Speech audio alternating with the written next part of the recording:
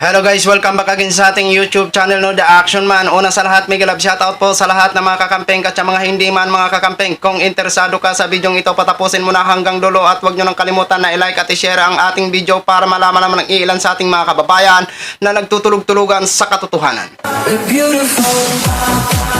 So muli naman nagbabalik ang nag-iisa inyong host na si The Action Man para magbigay ng komentaryo at reaction sa mga mainit ng issue ng bayan. So ito mga ka-action, may gusto lang ho ako na i-share sa inyo about po ito sa latest update na interview kay Vice President Sara Duterte. Naku po, parang lumalabas yata na nung panahon lang ng kampanya ang salitang Uniteam. At may panawagan po siya sa atin na mga kanyang kababayan. Bago ho tayo magtuloy-tuloy sa ating reaction at komentaryo, panoorin na po natin ang nasabing video. Wala naman. Wala namang, ang Uniteam kasi, it was a tandem during the elections, no?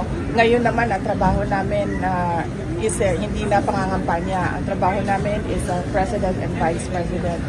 With regard to our working relationship, wala akong narinig mula kay Pangulong Marcos sa reklamo niya with regard to sa trabaho namin sa Department of Education. Tuloy-tuloy lang yung trabaho. Ma'am, with what is happening po dito sa politics, ano po yung mensahe po natin sa taong bayan, sa mga kababayan po natin? Well, magmasid. Yung mga mahilig sa politika, magmasid sila. And hindi pa talaga kasi ngayon ang panahon ng pamumulitika dahil napakalayo pa ng 2025. And syempre, mas malayo pa ang 2028. Kaya nga, kung nakikita ninyo, yung mga ginagawa namin ay trabaho lang sa Office of the Vice President, sa Department of Education, and kung meron mga atake or meron mga issue na lumalabas, we address it on a case-to-case basis. Thank you. Thank you, ma'am. So yun na ho mga ka-action, mga kakamping, no, napanood na po natin at napakinggan na po natin ang mga sinabi ni Vice President Sara Duterte. So malinaw na ang Uniteam daw ay during lang campaign. Ang saklap, no? Ang sakit. Hindi ba pwede ang Uniteam is dadalhin nyo dyan sa inyong mga trabaho na mag-Uniteam po kayo para maibsan kung ano ang magagandang plano nyo para maibsan ang kahirapan sa ating bansa. Pero sa halip na mag-Uniteam ho kayo dyan, mukhang naghuro-hiwalay na ho kayo ng landas. No? O diba? Napakalinaw. Ang salitang Uniteam during campaign lang pala. Agoy. At ang sabi niya, wala naman daw siyang naririnig kay Mr. President Bongbong Marcos. Yes, tama ho kayo. Wala po kayong naririnig dahil wala nga po siyang statement o hindi na nga siya nag-ingay nung kontrobersyal na kinasasangkutan mo sa nasabing 125 million. Diba? Diba siya ang nagbigay sa'yo? At kinunan siya ng panig pero hindi siya nagbigay ng pahayag. Ang sakit, no? Na hindi ka man lang niya pinagtanggol.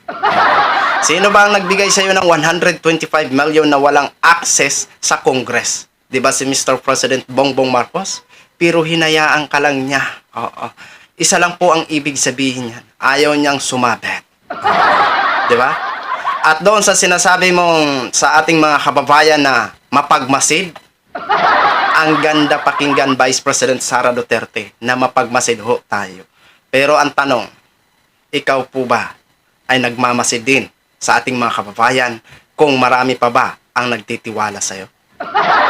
Kasi kami po, alerto po kami sa magmasid kung magmasid lang. Lalong-lalo na ho sa ating mga kapwa nyo opisyal. Nagmamasid po kami kung saan napupunta ang pera ng bayan.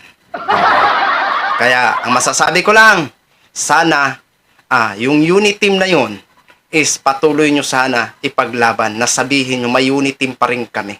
Uniteam kami para sa ikakaunlad ng bansang Pilipinas. Pero, ang nakikita namin dyan is bangayan dito, bangayan doon. Diba? Ngayon sa mga supporters dyan, masasabi nyo pa bang buo ang Uniteam? Ngayon na si Vice President na mismo na galing na sa kanyang bibig na ang salitang Uniteam ay during campaign lang pala. Diba? So yun lang ho mga ka-action, mga kakamping knogin, share ko lang ho sa inyo. Maraming salamat po sa ating mga viewers Luzon, Visayas at Mindanao all over the world. Ako po ang inyong lingkod, si The Action Man. Have a good day everyone. We're beautiful.